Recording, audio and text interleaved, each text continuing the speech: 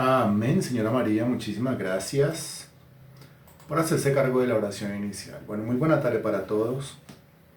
Hágame saber por favor si me está viendo bien y hágame saber por favor si me está escuchando bien. Y si es así, pues entonces iniciamos el estudio de esta noche.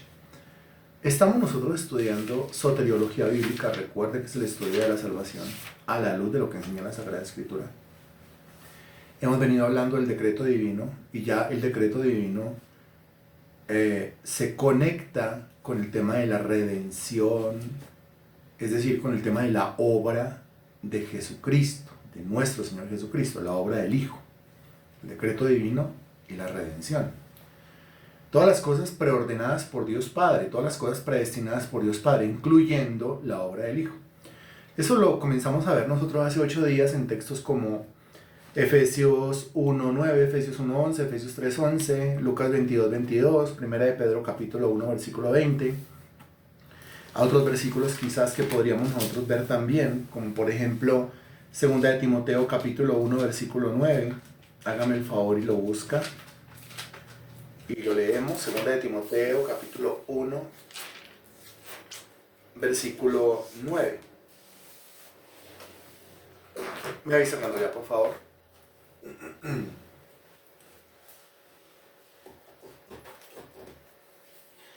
Y ese texto dice: quien nos salvó y llamó con llamamiento santo, no conforme a nuestras obras, sino según el propósito suyo,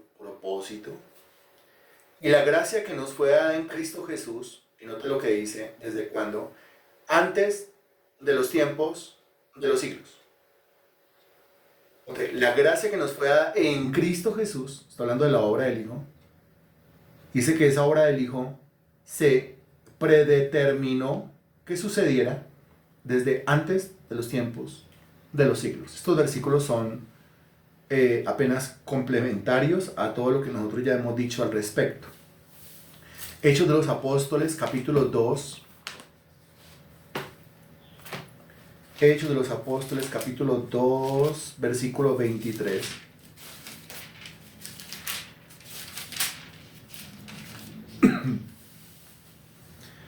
Dice: a este, entregado por el determinado consejo y anticipado conocimiento de Dios, prendisteis y matasteis por mano de inicuos crucificándole. Está hablando de aquel que fue crucificado, nuestro Señor Jesucristo. Estamos en Hechos 2, y si es Hechos 2, Pedro está predicando el primer sermón inmediatamente después del derramamiento del Espíritu Santo el día de Pentecostés. Entonces, en ese primer sermón, Pedro, entre otras cosas, le dice a los israelitas: a este, o sea, a Jesús, entregado, y mira lo que dice a continuación, por el determinado consejo y anticipado conocimiento de Dios. O sea, que Dios tenía planeado que así fuera, que así sucediera. Pero recuerde usted muy bien que aunque nuestro Señor Jesucristo fue asesinado por culpa de los judíos, por culpa de los gentiles, eso está claramente registrado en la Biblia, Dios no es el autor del pecado, Dios no colocó el pecado en el corazón de los judíos ni en el corazón de los gentiles, y Dios no obligó ni a los judíos ni a los gentiles a que crucificaran a Jesucristo. Sencillamente, Dios entregó a los gentiles y entregó a los judíos a sus propias concupiscencias, de tal manera que ellos terminaron haciendo lo que su naturaleza perversa y depravada quería hacer con el santo Hijo de Dios.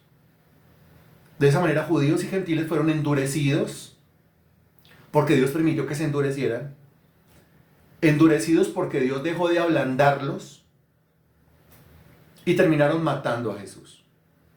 Y vuelvo y repito el versículo: a este, entregado por el determinado consejo y anticipado conocimiento de Dios, prendisteis y matasteis por mano de inicuos, crucificándole. Lo cual se repetirá en Hechos de los Apóstoles, capítulo 4,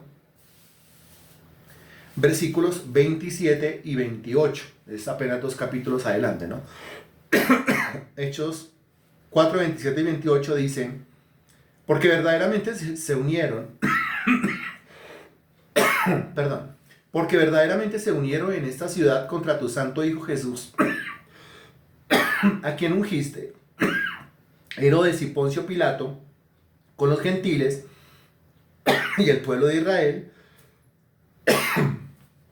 perdón,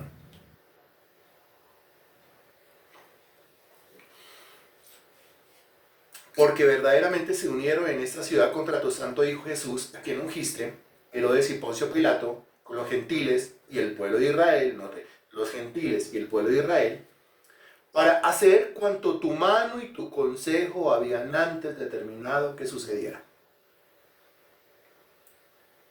Los gentiles pensaron que estaban innovando, los judíos pensaron que estaban innovando y sencillamente ellos estaban haciendo aquello que el Padre predeterminó que sucediera desde antes de la fundación del mundo. Porque el versículo 28 dice, para hacer cuanto tu mano y tu consejo habían antes determinado que sucediera. Estamos hablando aquí de la muerte del Señor Jesucristo, predeterminada por Dios Padre. Porque ni siquiera eso se escapa del decreto divino. Absolutamente todas las cosas han sido preordenadas, predecididas, predestinadas por nuestro Dios. De modo que queda claro en la Sagrada Escritura que Dios es un Dios soberano y su soberanía le exige haber planeado todo desde el principio. Ahora, a continuación, estos eran apenas versículos complementarios, ¿no? A continuación nos encontramos con lo siguiente. Hablemos un poquito de la misión del Hijo, la misión de Jesús. Lo que Cristo vino a hacer a la tierra. En primer lugar, vino con una misión. Vino con un propósito. Vino con un plan. Vino con una meta. Vino con un objetivo. Eso es una vida con sentido. Eso es una vida con propósito. Cuando uno sabe para qué está acá, el saber para qué está aquí uno, eso le da sentido a la vida de uno. Eso le da propósito a la vida de uno. Si uno cree que está aquí apenas como para sobrevivir, o ni siquiera para eso, porque no le encuentra razón de ser a la existencia, ahí es cuando usted encuentra algunas personas renegando de su vida, renegando de un día más de vida, renegando del por qué vive tanto, renegando de todo, renegando de la familia en la cual nació, del papá que tuvo, de la mamá que tuvo, de la vida que le ha tocado, renegando. La verdad, el renegar es bien insolente y esa insolencia es producto de la ignorancia del ser humano. Volvemos, en el caso de nuestro Señor Jesucristo, lo que vemos es una vida con propósito.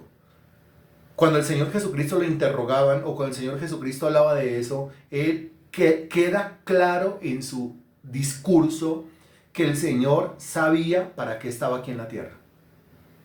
El Señor sabía cuál era su tarea, cuál era su misión estando aquí en la tierra. Habían cosas secundarias que hacer. Lo secundario tenía que ver con María, lo secundario tenía que ver con la casa, lo secundario tenía que ver con la familia, lo secundario, hay cosas secundarias, pero lo primario, el Señor Jesucristo lo tenía muy claro. De eso hablamos aquí en este punto al cual entramos de una vez. Cuando hablamos de la misión del Hijo, estamos hablando del propósito del Hijo o el sentido de la vida del Hijo. La misión del Hijo fue una cuestión de conocimiento de la voluntad de Dios y obediencia estricta a la voluntad del Padre. Conocimiento de la voluntad y obediencia de la voluntad. Ojo, la misión del Hijo fue una cuestión de conocimiento y obediencia. Conocimiento y obediencia es lo mismo. Conocimiento de la voluntad, obediencia a la voluntad de Dios. Pero ese conocimiento del Hijo era un conocimiento predeterminado. Es decir, aparece el Hijo y antes de sorprendernos su obediencia estricta a la voluntad de Dios, lo que nos sorprende es su conocimiento completo de lo que es la voluntad de Dios. Se escucha a los creyentes diciendo que sea lo que Dios quiere, que sea lo que Dios quiere, pues ese es el gravísimo problema. No hay avance hasta que no sepamos qué es lo que Dios quiere. No hay avance.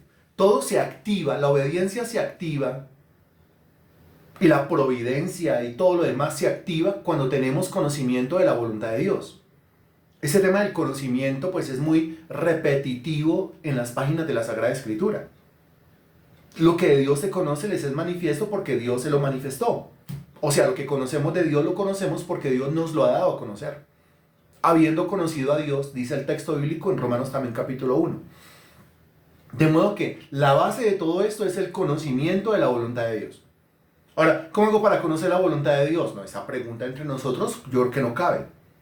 ¿Por qué? Estudiantes juiciosos de la Sagrada Escritura, que ya hemos pasado por Romanos, capítulo 12, versículo 2, donde dice, no os conforméis a este siglo, sino transformaos por medio de la renovación de vuestro entendimiento, o sea, la renovación mental, la renovación del entendimiento, para que comprobéis cuál sea la buena voluntad, mire, para que comprobéis, para que sepa, para que se le revele, para que se le manifieste cuál es la voluntad de Dios, que es buena, agradable y perfecta. Decimos que la voluntad de Dios es buena, agradable y perfecta. Muy bien, esas son las cualidades de la voluntad de Dios. Pero ¿cuál es la voluntad de Dios?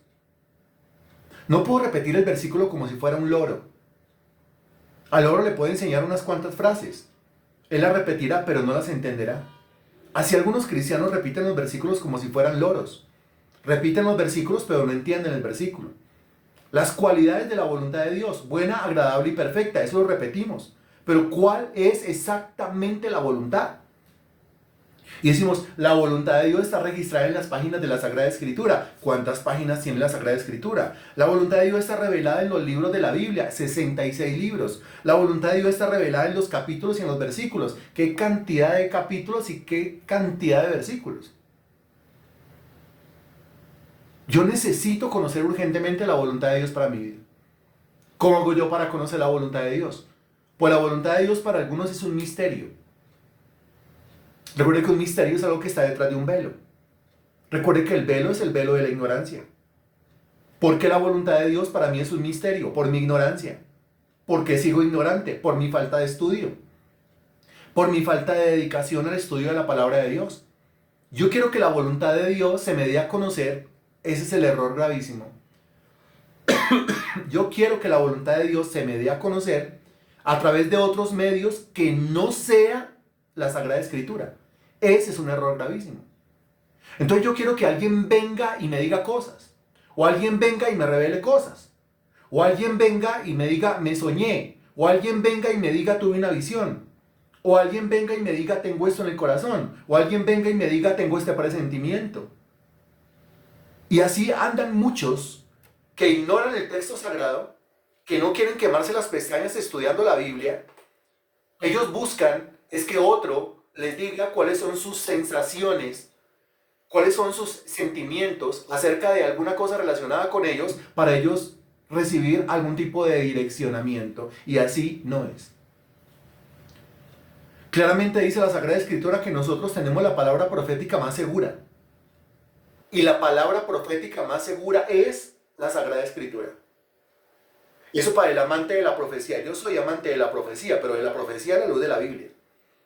Tengo la palabra profética. La palabra profética más segura es la que viene por medio del estudio consciente y sistemático de la Biblia. Esa es la palabra profética más segura. En la medida en que voy estudiando la Biblia, un texto más otro texto más otro texto, se me va abriendo el propósito divino delante de mis ojos. Voy entendiendo cuál es la voluntad de Dios para mi vida. Eso es en medio del estudio. Si alguien me pregunta a mí, ¿cuál es el método más eficaz para conocer la voluntad de Dios para mi propia vida? Yo le responderé que el método más eficaz para conocer la voluntad de Dios para mi propia vida es el estudio consciente, ordenado y sistemático, responsable de la palabra de Dios. O que no estoy hablando de la lectura de la palabra de Dios. No estoy diciendo, pues, si quieres saber cuál es la voluntad de Dios, lea la Biblia. Lea, no. Estudie, que es una cosa diferente. Escudriñe, que es una cosa diferente. Ahonde, que es una cosa diferente. No son solamente los versículos que me bota la aplicación de la Biblia a mi celular. Para los que no saben qué es eso, cuando ustedes cargan una Biblia, dependiendo de la Biblia, una app de Biblia a su celular, pues hay Biblias que traen de configuración de fábrica que cada determinado tiempo pues me va dando un versículo. Entonces hay Biblias que dan el versículo en la madrugada y otras Biblias que me publican pues un versículo en las horas de la noche. Algunos se conforman con ese versículo, tan bonito el versículo, y es el que publican en los estados de WhatsApp o en los estados de Facebook. Tan bonito, no estoy diciendo que sea malo. Pero si usted quiere conocer la voluntad de Dios a través de ese método tan facilista, pues no va a poder conocer la voluntad de Dios así. Hay que pagar un precio real de estudio serio, de renovación mental, de renovación del entendimiento, para poder conocer verdaderamente cuál es la voluntad de Dios para su vida, cuál es la voluntad de Dios para mi vida. En términos generales todo el mundo lo discierne, pero en términos particulares, individuales, cada uno debe pagar el precio para poder conocer la voluntad. Dígame, ¿cuál cree usted que es la voluntad de Dios para mi vida? No, por favor. Yo estoy en la búsqueda de lo que es la voluntad de Dios para mi vida. Yo estoy haciendo el trabajo para mí. Haga usted el trabajo para usted. Lea la Biblia, escudriñela. Ahonde. Que su estudio sea serio. Hay cristianos que durante el día no cogen la Biblia. No sé cómo pueden vivir.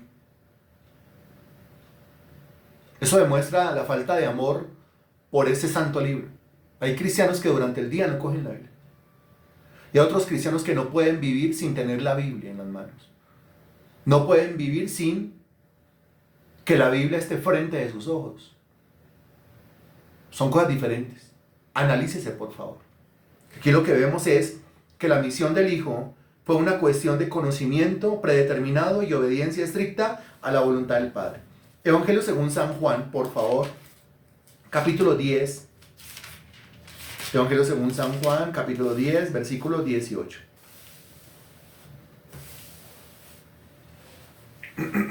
Me avisa cuando ya, por favor.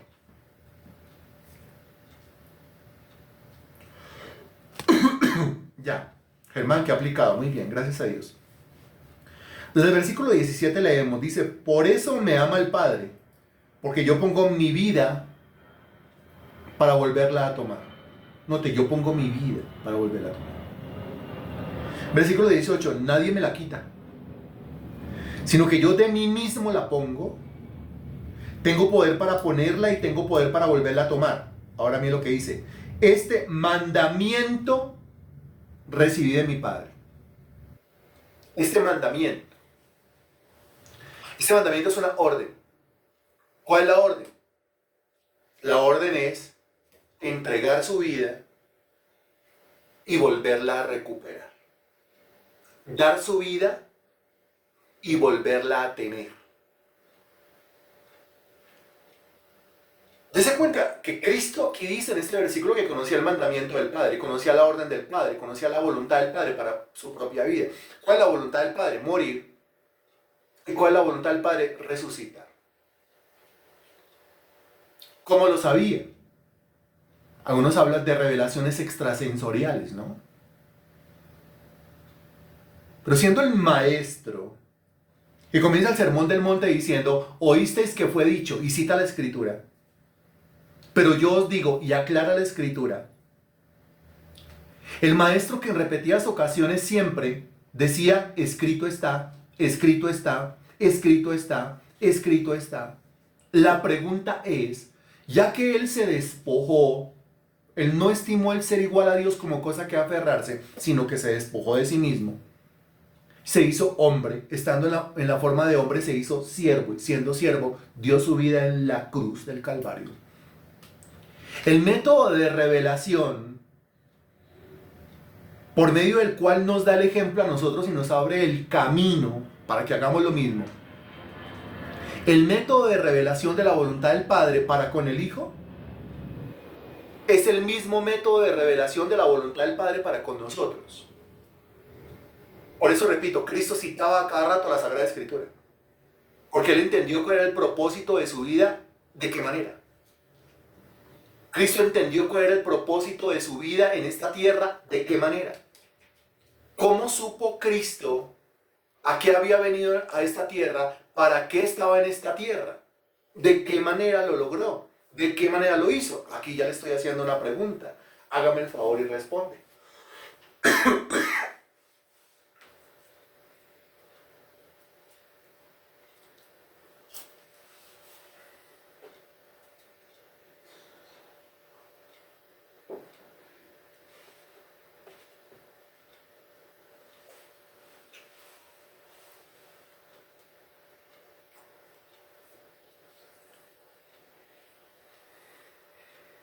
No es lo que pregunté. No es lo que pregunté. Lo que estoy preguntando es cómo hizo Cristo para conocer la voluntad del Padre. Eso es lo que estoy preguntando.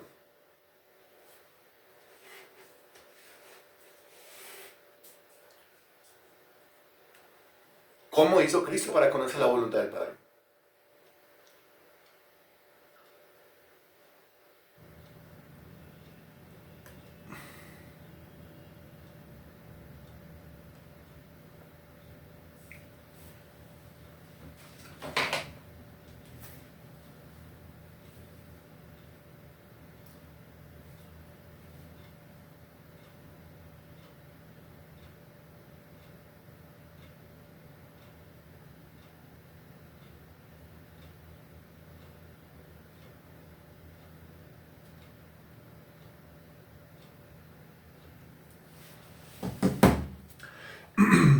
A ver.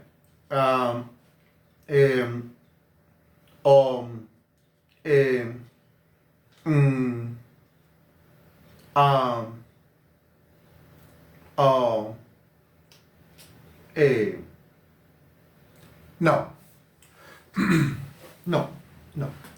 Ojo,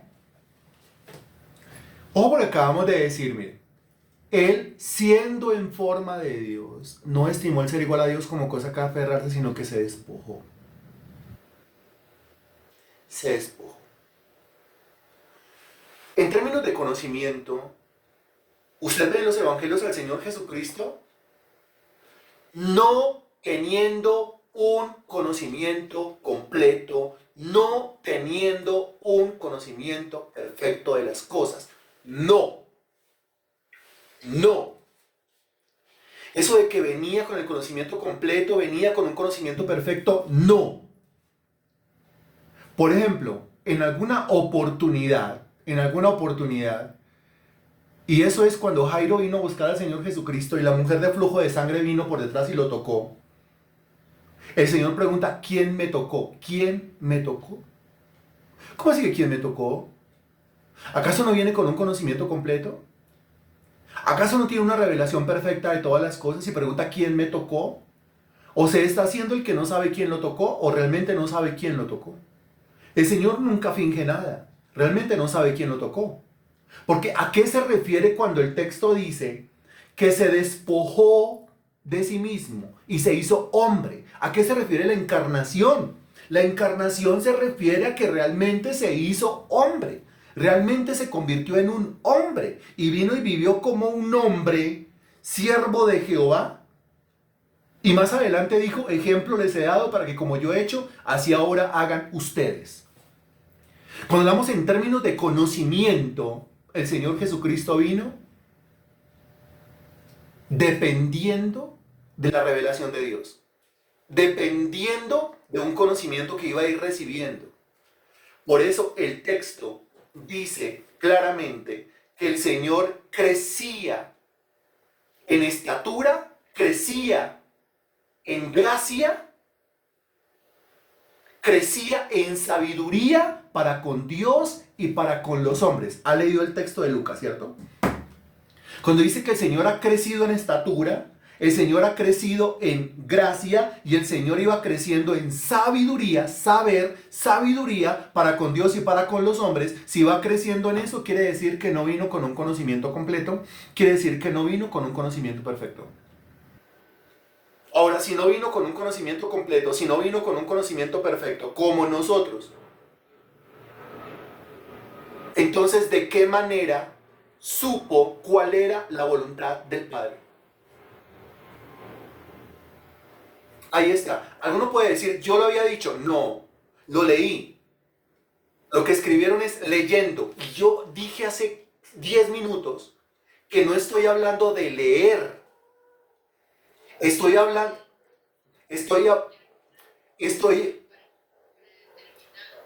que no estoy hablando de leer, estoy hablando de estudiar, estoy hablando de escudriñar, estoy hablando de ahondar, estoy hablando de quemarse las pestañas, de eso estamos hablando. Yo leo la Biblia todos los días, dicen los hermanos, sí, lee la Biblia todos los días, pero sigue igual de ignorante en cuanto a la voluntad del Padre. ¿Por qué? Porque no es solamente leer. Bienaventurado el que lee, el que oye y el que guarda, dice el texto bíblico en el libro de Apocalipsis. Entonces aquí estamos hablando de estudiar. Mire que yo estaba preguntando eso y voy a leer lo que usted contestó. Y usted contestó lo siguiente, usted contestó obedeciendo al Padre, pero ¿cómo obedezco algo que yo no sé? Haciendo la voluntad del Padre, pero ¿cómo hago la voluntad del Padre? Si lo que estaba preguntando es ¿cómo hizo para conocer la voluntad del Padre? Conocía la voluntad del Padre, pero ¿cómo la llegó a conocer? Conociendo al Padre, pero ¿cómo? Leyendo su palabra. No, no es solo leyendo.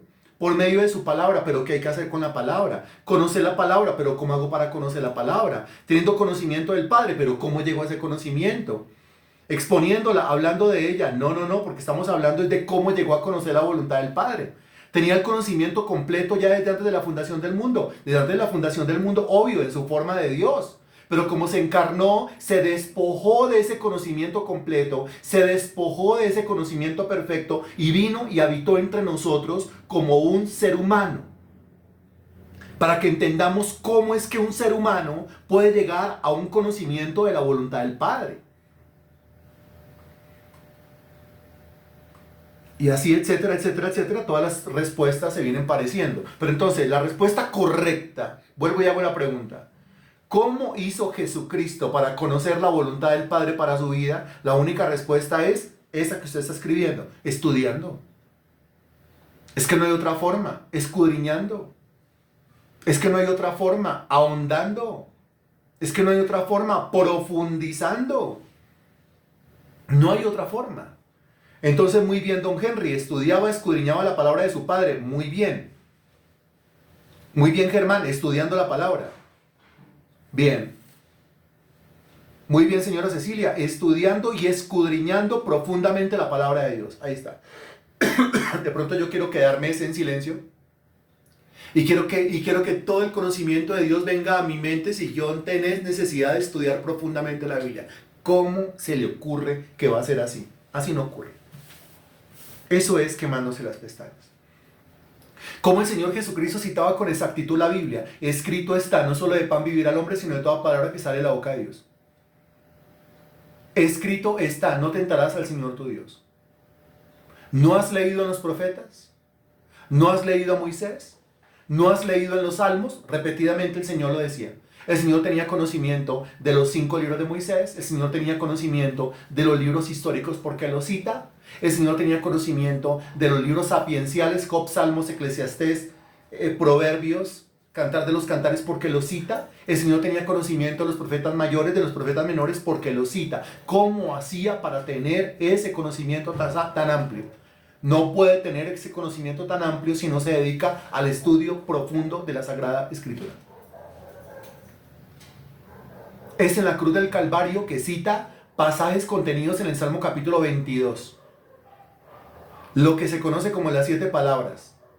Las 7 palabras. Pero realmente el Señor Jesucristo en la cruz del Calvario no dio 7 palabras. Realmente el Señor Jesucristo en la cruz del Calvario citó capítulos completos. Uno de ellos, el Salmo capítulo 22. ¿Cómo hacía el Señor para tener ese conocimiento tan exuberante? De la misma manera como usted llega a tener un conocimiento de la Biblia exuberante. ¿Cómo? Estudiando. No hay otra forma de hacerlo. Escudriñando. No hay otra forma de hacerlo. Ahondando. No hay otra forma de hacerlo. Quemándose las pestañas. No hay otra forma de hacerlo. ¿Estamos de acuerdo? ¿Cómo hizo Jesucristo para saber cuál es la voluntad de Dios para su vida? Él mismo dice en Juan 5:39, escudriñad las Escrituras, porque a vosotros os parece que en ellas tenéis la vida eterna, y mire lo que dice, y ellas son las que dan testimonio de mí. Las Escrituras dan testimonio de Él, las Escrituras dan testimonio de Cristo. Cuando Cristo comenzó a escudriñar la Escritura, se encontró con que la Sagrada Escritura estaban hablando de Él y le estaban hablando a Él de Él. Así entendió cuál es la voluntad del Padre para su propia vida. Si hubiera sido de otra manera, ¿cómo le seguimos el ejemplo? El Señor nos dio ejemplo para que lo sigamos. Y así de esa manera, Si seguimos el ejemplo, cuando escudriñamos las Sagradas Escrituras, nos encontramos a Dios en las Sagradas Escrituras hablándonos a nosotros, de nosotros, con base en lo escrito en la Biblia. ¿Está claro esto?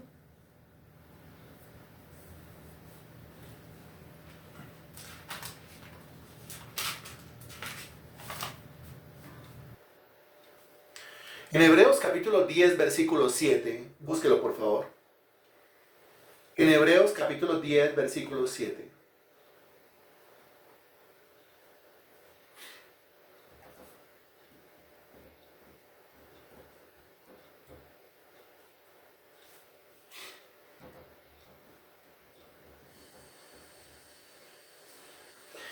Dice, entonces dije, he aquí que vengo, oh Dios, para hacer tu voluntad, como en el rollo del libro está escrito de mí.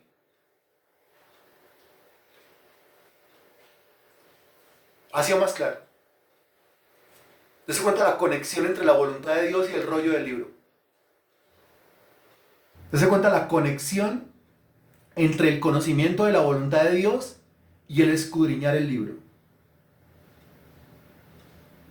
He aquí que vengo, oh Dios, para hacer tu voluntad. Estoy aquí para hacer tu voluntad. Para hacer tu voluntad. ¿Dónde está la voluntad? La voluntad de Dios, ahí dice, está en el rollo del libro. Como en el rollo del libro está escrito.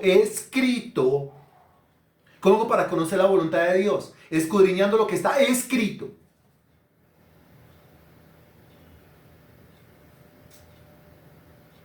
Como en el rollo del libro está escrito de mí.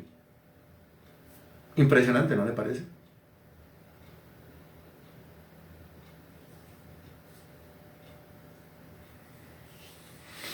He aquí que vengo, oh Dios, para hacer tu voluntad. Vengo para hacer tu voluntad. ¿Cuál es tu voluntad? ¿Cómo hago para conocer tu voluntad? Como en el rollo del libro está escrito de mí. Tu voluntad está escrita.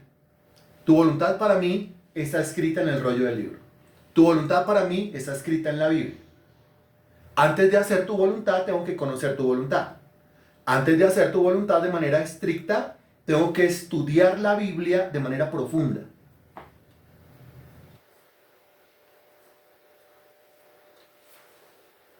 Amén.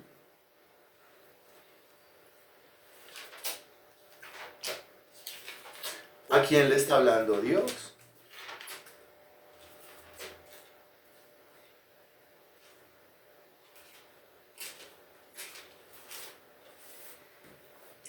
Le está hablando Dios, le está hablando el Señor, muy bien.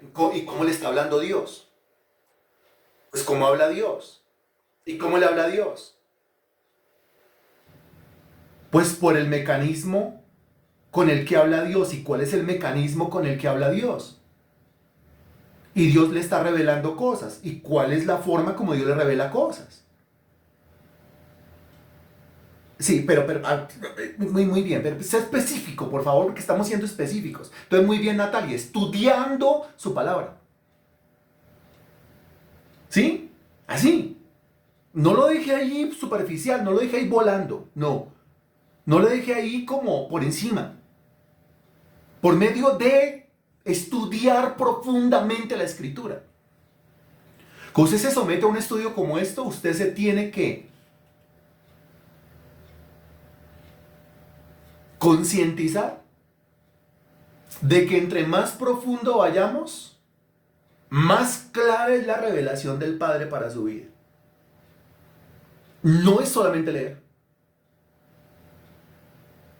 Que no pase el día sin leer la Biblia, sí, chévere, pero que no pase el día sin estudiarla. Si quiere conocerla hay que estudiarla, no solamente leerla. Leer es lo que algunos hacen en el transporte público, por ejemplo, que cogen la Biblia y comienzan a leer un capítulo y terminan dormidos. Así no se conoce la voluntad del Padre. La voluntad del Padre se conoce con la Biblia abierta, con el cuaderno, con el esfero, con el resaltador, con la reglita. Ahí, dele que dele, ahondando, hondo, profundo. Ahí usted comienza a discernir la voz de Dios. ¿Cuál es el lenguaje de Dios? El lenguaje de los versículos de la Biblia. ¿Cuál es el tono de la voz de Dios? El tono de los versículos de la Biblia. Esta es la palabra profética más segura. Lo que no le gusta a nuestros amigos los fanáticos, porque ellos se separan de la Biblia y viven de revelaciones extrasensoriales. Escuché una voz, Dios me puso en el corazón, me soñé, tuve una visión, se me apareció un ángel, un arcángel, un querubín, un serafín. La voluntad de Dios se conoce por medio del estudio de la Biblia. No, ese método es el más seguro, es la palabra profética más segura. Evangelio según San Juan, capítulo 17, versículos 4 y 5. Juan 17, 4 y 5.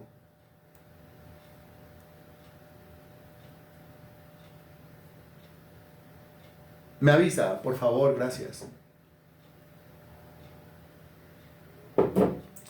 De modo que sea lo que Dios quiere para mi vida laboral, está ahí metido en la Biblia. Que sea lo que Dios quiere para mi área económica, está ahí metido en la Biblia. Que sea lo que Dios quiere para mi área sentimental, emocional, amor, cariñito, está ahí metido en la Biblia. ¿Cómo hago para conocerlo? Usted tiene que meterse en la Biblia y sacarlo. Si quiere una revelación extrasensorial, le toca que coja una margarita o le toca que coja un trébol. Y con respecto a si es ella o a si es él, entonces, como en las películas, si me quiere, no me quiere, si me quiere, no me quiere, será él, no será él, será él, no será él, será ella, no será ella, será ella, no será ella, el último pétalo no es ella, o el último pétalo, si es ella o si es él, ay, si es él. Dios me habló por medio del deshoje, por medio de despetalar una margarita. ¿Usted cree que es un método confiable despetalar margaritas? ¿Usted cree que es un método confiable deshojar tréboles? ¿No le parece que el método más confiable es escudriñar lo que está escrito en la Biblia? Esa es la palabra profética más segura, imagínese. Y se metió en una relación con el fulano, con la fulana, porque Dios le habló a través de la margarita. No, Dios no le ha hablado. No, está engañado. Sentí que Dios me dijo, muéstremelo en la Biblia. No lo puede mostrar en la Biblia porque no la estudia. En algunos casos ni siquiera la lee. Otros se limitan a solo leerla. Evangelio según San Juan, capítulo 17, versículo 4. Yo te he glorificado en la tierra. Note, yo te he glorificado en la tierra. He acabado la obra que me diste que hiciese. ¡Qué impresionante! He acabado la obra que me diste que hiciese. El Señor Jesucristo conocía muy bien cuál era la obra que Él tenía que hacer. Y a eso se dedicó. Y al hacer la obra que tenía que hacer, al dedicarse a eso de una manera estricta, obediencia estricta, de esa manera el Padre fue glorificado a través de la vida del Hijo. Devolviéndome, el Padre no va a ser glorificado a través de la vida del Hijo si el Hijo no obedece de manera estricta la voluntad del Padre. Pero el Hijo no va a obedecer de manera estricta la voluntad del Padre si no conoce perfectamente la voluntad del Padre. Y para conocer perfectamente la voluntad del Padre, tiene que escudriñar diligentemente lo que está escrito en el rollo del libro. Versículo 5. Ahora pues, Padre, glorifícame tú al lado tuyo. Note lo que dice. Con aquella gloria que tuve, la gloria que tuve, no la gloria que tengo en este momento. ¿Por qué? Porque estamos en Juan 17, el Señor está encarnado, está en su estado de ser humano, forma de hombre, dice Filipenses. Entonces dice, glorifícame tú con aquella gloria que tuve, ese conocimiento perfecto, eterno, maravilloso que tuve, del cual me despojé en el momento de la encarnación. Pero con todo y que se despojó de ese conocimiento divino, obtuvo una revelación precisa de lo que era la voluntad de Dios Padre para su vida por medio de escudriñar profundamente lo que estaba escrito en el rollo del libro. Ahora pues, Padre, glorifícame tú al lado tuyo con aquella gloria que tuve contigo antes que el mundo fuese. ¿Está quedando claro esto? El Señor no vino del cielo a la tierra encarnándose en un ser con todo el conocimiento, con todo el poder, con toda la gloria. Vino en la condición de hombre, vino en la condición de siervo. Es llamado el siervo de Jehová. Tuvo hambre, tuvo sed, cansancio, necesitaba dormir, se afligió, lloró.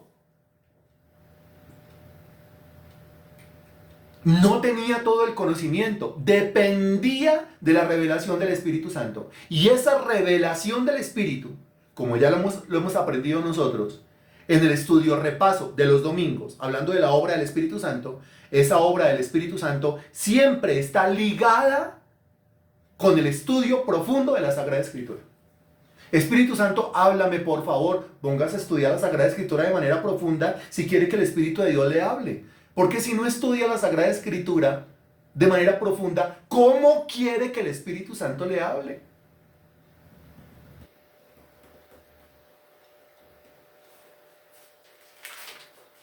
A propósito de Filipenses capítulo 2, versículo 8.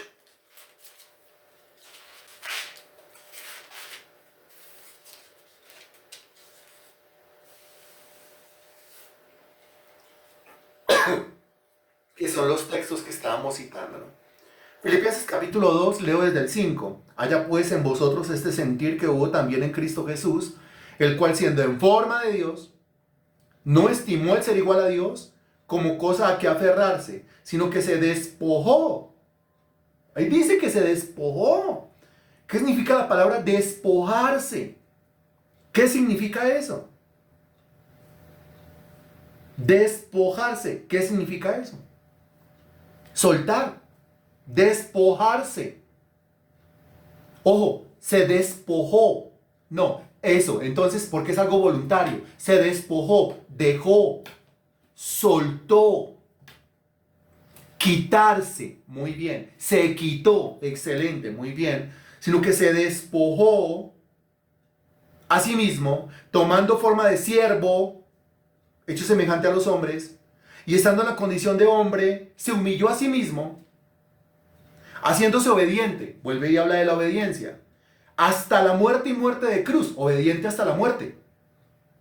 O sea que la obediencia incluía la muerte de cruz. Para Cristo, el morir en la cruz del Calvario era la voluntad de Dios, lo cual él obedeció de manera perfecta. Pero ¿cómo hizo para saber, para entender que la voluntad del Padre para su vida era la muerte y muerte de cruz?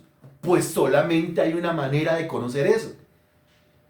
Y es escudriñando la Sagrada Escritura.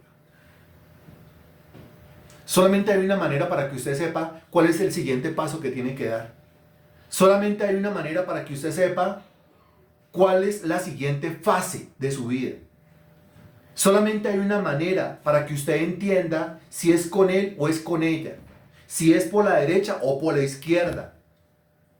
Solamente hay una manera para que usted entienda, para que usted sepa la voluntad de Dios en cuanto a su vida laboral, en cuanto a su vida económica, en cuanto al servicio, en cuanto a lo ministerial, en cuanto a todas las áreas de su vida. Y esa forma es estudiando, escudriñando profundamente la Sagrada Escritura.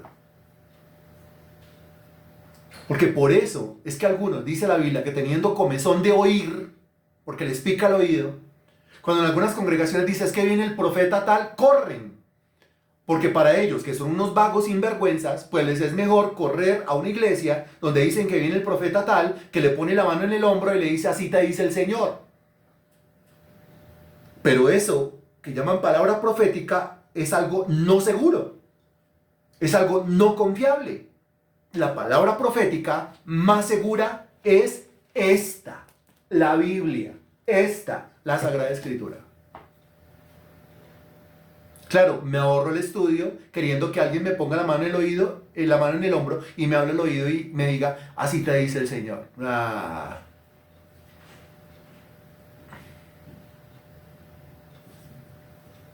¿Qué tal, no? Impresionante. También nos damos cuenta de por medio de esa obediencia perfecta a la voluntad del Padre, el Padre le prometió al Hijo recompensa. No, el Padre le prometió al Hijo recompensa. Por eso me esmero en conocer la voluntad del Padre para después de conocer la voluntad del Padre, obedecer estrictamente a la voluntad del Padre, porque el conocimiento de la voluntad del Padre y la obediencia a la voluntad del Padre trae recompensa. Hablemos de recompensa. Salmo capítulo 2, versículo 7.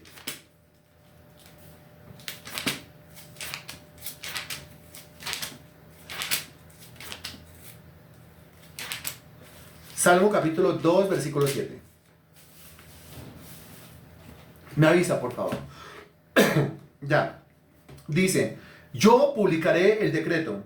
Jehová me ha dicho, mi hijo eres tú, yo te engendré hoy.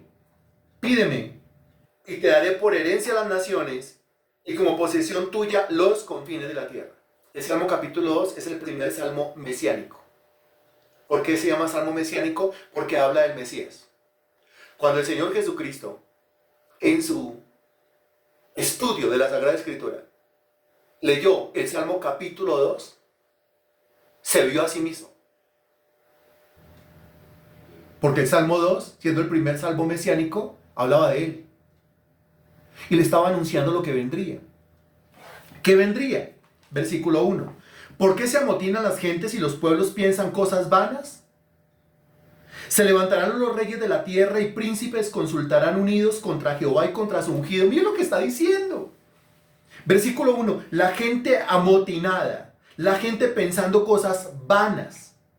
Levantados los reyes de la tierra, los príncipes consultando unidos cosas maquiavélicas contra Jehová y contra su ungido.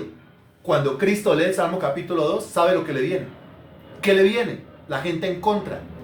¿Qué le viene? La gente amotinándose en contra de él. ¿Qué le viene? La gente pensando vanidades acerca de él. ¿Qué le viene? Levantados los reyes de la tierra en contra de él.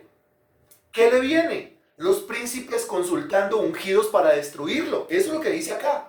Diciendo, versículo 3, rompamos sus ligaduras y echemos de nosotros sus cuerdas. Eso de rompamos sus ligaduras y echemos de nosotros sus cuerdas quiere decir despreciado, desechado, masacrado y asesinado. Y él se vio a sí mismo. Y escudriñó la escritura e entendió lo que le venía. Entendió que lo que le iba a pasar era la muerte. Pero a continuación, versículo 7, no solamente entiende el sufrimiento, sino que también entiende la recompensa. Porque dice, yo publicaré el decreto, Jehová me ha dicho, mi hijo eres tú, yo te engendré hoy. Y a continuación, pídeme y te daré por herencia las naciones y como posesión tuya los confines de la tierra. Te daré, dice ahí, por herencia a las naciones y como posesión tuya los confines de la tierra. Por eso es que cuando Cristo muere, sabiendo que era la voluntad del Padre, resucita, sabiendo que era la voluntad del Padre, se presenta delante de sus discípulos y les dice, toda potestad me es dada en el cielo y en la tierra. O sea, mío es el cielo, mía es la tierra. Tengo autoridad en el cielo, tengo autoridad en la tierra. Por eso Pablo dice en Filipenses que se le dio un nombre que es sobre todo nombre, para que en el nombre de Jesucristo se doble toda rodilla a los que están en el cielo, en la tierra y debajo de la tierra, y toda lengua confiese que Jesucristo es el Señor para la gloria de Dios Padre. ¿Cómo entendió eso Cristo? ¿Revelaciones extrasensoriales? No. ¿Cómo entendió su asesinato? ¿Cómo entendió su resurrección? ¿Y cómo entendió la recompensa que venía por hacer la voluntad de Dios de manera estricta? ¿Cómo la entendió? De la misma manera como usted entiende la voluntad de Dios. No hay otra manera de hacerlo. ¿Cómo? ¿De qué forma? ¿De qué manera? Esa palabra, Germán, que se tiene que grabar en la cabeza de todos, estudiándola. La frase completa es magnífica. Estudiándola a profundidad. Otro pasaje de la Sagrada Escritura. Isaías capítulo 53. Todo el mundo conoce Isaías capítulo 53. Isaías capítulo 53.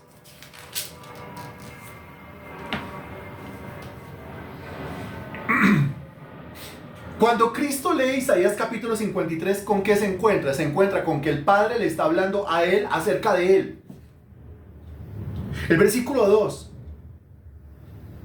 Subirá cual renuevo delante de él y como raíz de tierra seca. No hay parecer en él ni hermosura. Le veremos más sin atractivo para que le deseemos. ¿Sin atractivo?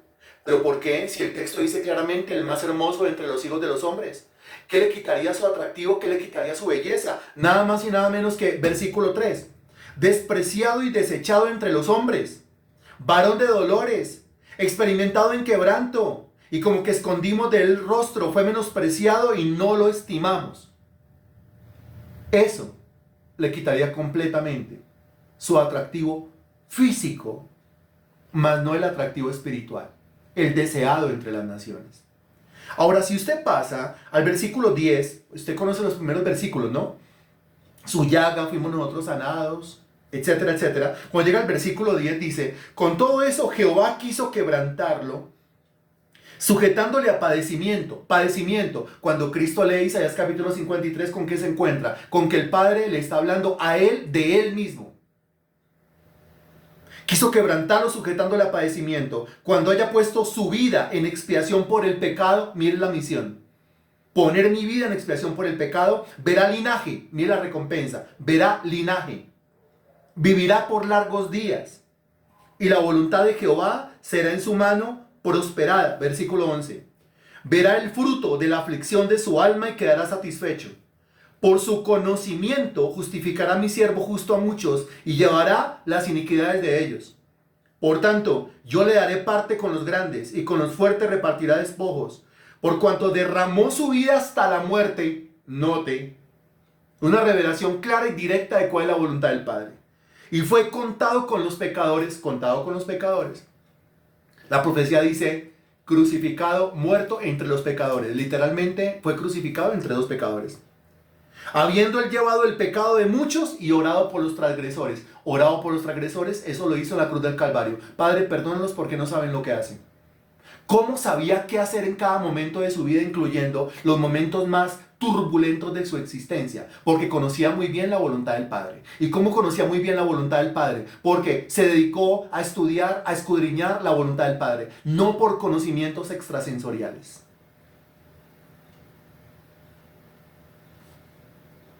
¿Se cuenta que con lo que leímos,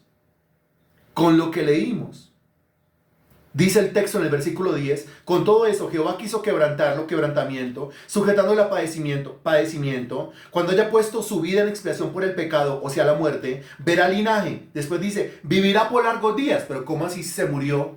Pero después dice, vivirá por largos días. Claramente se entiende, la muerte y la resurrección. ¿Cómo entendió la muerte y la resurrección? ¿Cómo entendió la ascensión? ¿Y cómo entendió todo lo demás? Por el estudio. No se puede de otra manera.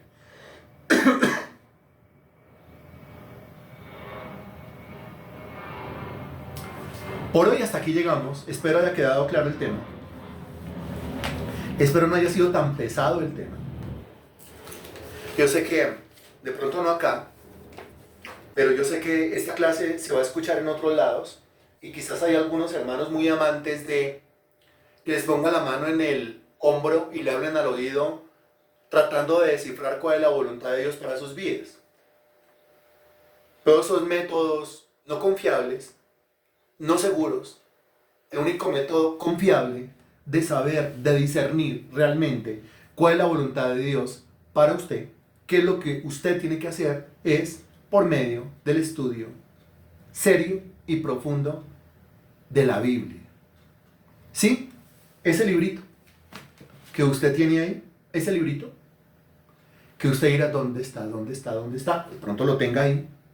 Ese librito que a veces se refunde, que pasan los días y como que no, ni lo abro. Sobre todo porque ahora se depende de las apps en el celular. La gente ya no carga su Biblia, qué lástima. Pero cuando uno carga la Biblia, uno la puede resaltar, uno le puede hacer una rayita, un puntico, un visto, alguna cosa así. Y después usted va y adquiere manejo bíblico, ¿no? No hay forma, por medio de una app, no hay forma de que usted alcance manejo bíblico. No hay forma. Porque usted abre la app, pone el dedo ahí, abre la app. Y después va al menú. Y Gálatas, y usted va a Gálatas, tin, y le da capítulo, tin y tin, tin. Es el buscador de la aplicación. Lo que se encarga o quien se encarga de hacer la búsqueda. Pero ¿en qué momento voy a crecer en ese estudio si yo sigo dependiendo de una app? Yo debería tener mi Biblia en físico. No solamente debería tener una Biblia, sino una buena Biblia de estudio. Pero aquí vamos al tema. El tema es el siguiente. El cristiano prefiere invertir en unos zapatos X cantidad de plata, en un bolso X cantidad de plata, en una chaqueta X cantidad de plata, en un almuerzo X cantidad de plata. Y no le importa pagar cuentas de almuerzo X cantidad de plata, o comprarse zapatos de X cantidad de plata, o un bolso, o un viaje X cantidad de plata, no le importa. Pero cuando se trata de una Biblia de estudio, y le dicen que eso puede costar unos 200, 250, 300, 400 mil pesos, una buena Biblia es, uy, no, pero qué exageración una Biblia tan cara, pero ¿cuándo fue la última vez que usted pagó 100 y pico mil, 200 y pico mil de pesos en un almuerzo? ¿Y cuándo fue la última vez que usted se compró unos zapatos? ¿Cuánto le costó? ¿Cuánto le costó ese bolso? ¿Cuánto le costó la última muda de ropa? Entonces, dése cuenta que aquí no estamos diciendo que uno no se pueda comprar unos zapatos. Y no estamos diciendo que uno no se pueda comprar una chaqueta. Y no estamos diciendo que usted no se pueda comprar un bolso o una billetera o ir a pasear o ir a comer chévere, rico, en algún lugar. Y si tiene los medios, pues hágalo. Pero estamos hablando es de preferir o de que no sienta yo que estoy pagando gran cosa cuando estoy invirtiendo en una cosa de esas, pero sí me duela lo profundo del alma cuando se me dice que voy a comprar una buena Biblia de estudio y que esa Biblia de estudio me puede estar costando una buena plata. Eso es lo terrible. Que el cristiano apenas tenga una Biblia y quizás de esas que regalan los misioneros, o sea, una de los gedeones, o sea, que no costó nada, que le costó a los gedeones, pero al cristiano no, esa Biblia que le regalaron porque dices que yo no voy a invertir en Biblia. No voy a invertir en Biblia. Prefiere no invertir en Biblia, pero sí invertir en otras cosas. Pero si de ese librito depende el conocimiento de la voluntad de Dios. Del estudio de ese librito depende que usted conozca la voluntad de Dios, se active en fe y se active en obediencia. Ahí se lo dejo para que lo medite. Bendito Dios, te doy gracias por tu palabra, por tu misericordia, por tu gracia. Te pido, Santísimo Dios, que movilice, Señor Dios, a todos los hermanos y hermanas en la fe, para que mañana, Señor Dios, nos podamos reunir, mañana y el domingo, para que no se cambie mañana por el domingo ni el domingo por mañana, para que entendamos que una cosa es la actividad de mañana sábado y otra cosa diferente es la actividad del domingo. Para que entendamos, mi Dios, que mañana vamos a servirte por medio de ayunos, por medio de oraciones. Para que movilices a todos los hermanos, mi Dios, para que vayamos, para que nos congreguemos y clamemos por crecimiento a todo nivel. Para que, Señor Dios, seas tú moviendo los corazones, tanto mañana como el domingo. Que esta palabra, bendito Señor, que esta palabra edifique la vida de todo aquel que la escuche y que esta palabra pueda ser compartida y pueda correr por todo el mundo. Te lo pedimos en el nombre del Señor Jesucristo. Amén y gracias a Dios.